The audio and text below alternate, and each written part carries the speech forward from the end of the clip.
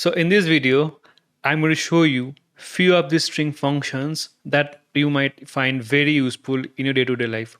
So hey guys, this is Vishwet. Welcome back to my YouTube channel. So let's get started. I was about to show you about isDecimal, what it actually does.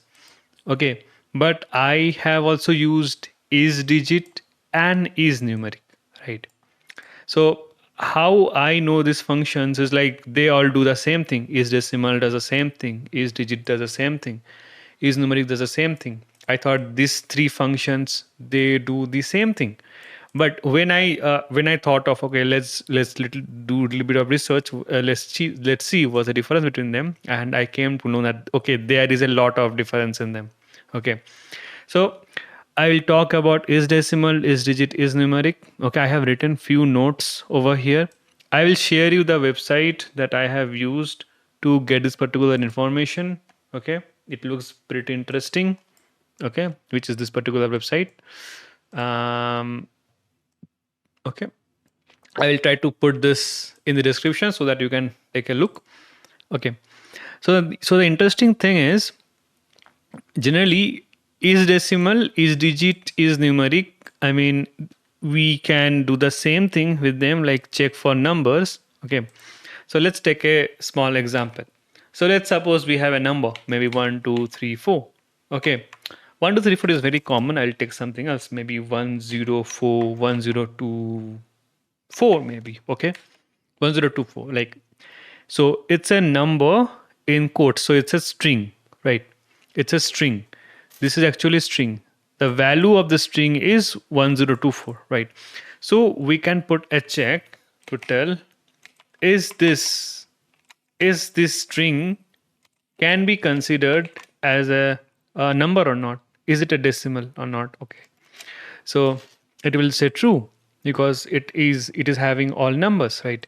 So now if I put a over here, then it will give us false definitely because a is not a number, it's not a decimal. Okay, right? So if I just remove this and if I just execute it, okay, now it says it's true because this is a decimal, this is a valid decimal, right? What happens if I give a 0.22? Let's check. So it gives false because point is not allowed. Okay, so anything from 0 to 9 is allowed. Okay, pretty straightforward.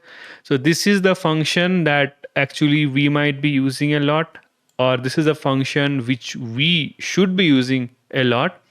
So it generally isDecimal. Generally this method particular checks whether our string contains only decimal numbers or not, that is anything from 0 to 9. Okay, anything from 0 to 9 is valid over here. Now where isDigit is different, I'll show you, but technically isDigit will also do the same thing. .digit. Okay, what happens? String has no, okay, it is isDigit. It also gave us true. So 1024, this is also a decimal. This is also this is also a valid number, right? This is also a valid digit, right? It's well and good. Both of them are valid. Okay, but one digit, I mean isDigit, this functionality, this isDigit can take more. Okay, it not only can take numbers from 0 to 9, it can also take subscripts and superscripts. Okay, if you don't know about subscripts and superscripts, I mean they are mathematical terms.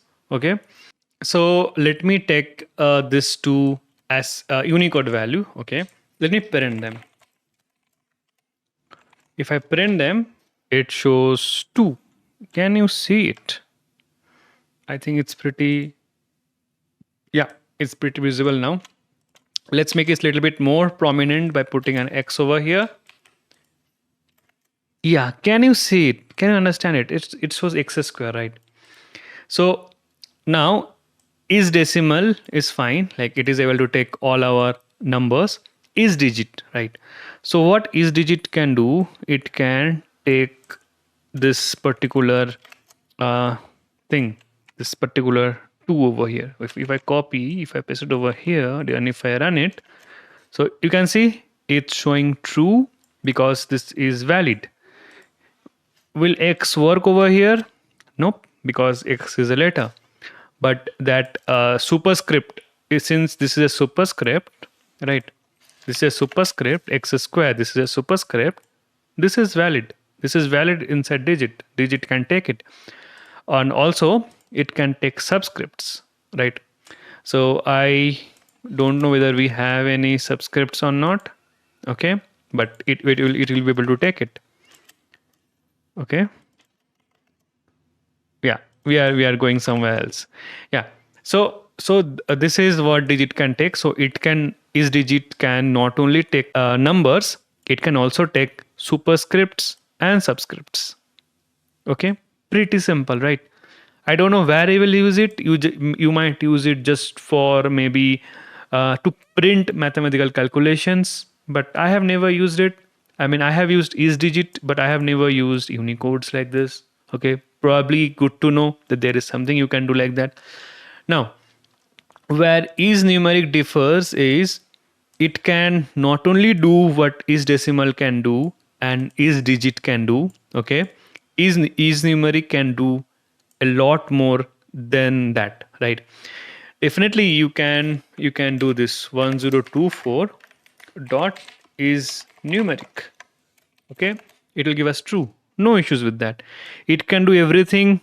Is decimal can do, is numeric can do everything, is digit can do, right? So if I just pass this particular, okay, unicode, it still gives us true.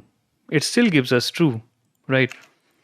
So if I copy this, see, x square true, right? It still gives us true. So it can do everything is digit can do, and it can do a lot more. So it can take vulgar fractions, superscripts, I mean subscripts, superscripts. Okay, it can take everything, digits, vulgar fractions, subscripts, superscripts, Roman numerals. Okay, excellent. Let's try with Roman numerals. Can it take Roman numerals? I have never tried it. Okay, I don't know which Roman numeral it can take. Let's try. But why I'm doing print of this? I can do is numeric. Okay, it's saying false. I think this is because of the fact that we are supposed to pass a Unicode of Roman numerals. Okay, so let's find that. Even I'm not very sure. Can we have a Unicode consisting of Roman numerals? Let's do a Google search. Unicode of Roman numerals. Okay, I got a value which is U2164. Let me print it. What this actual value is? I am not very sure what this value is. Okay, it's for 5. Okay, for 5 it is true. Fine, close. For 5 it is true. This is for 5 character 5. Okay, let me try 2165. Okay, this is 6. This is true. Okay, so we are supposed to pass Unicode that corresponds to a Roman numeral. Okay, we can't pass x1 like that. It won't work, right?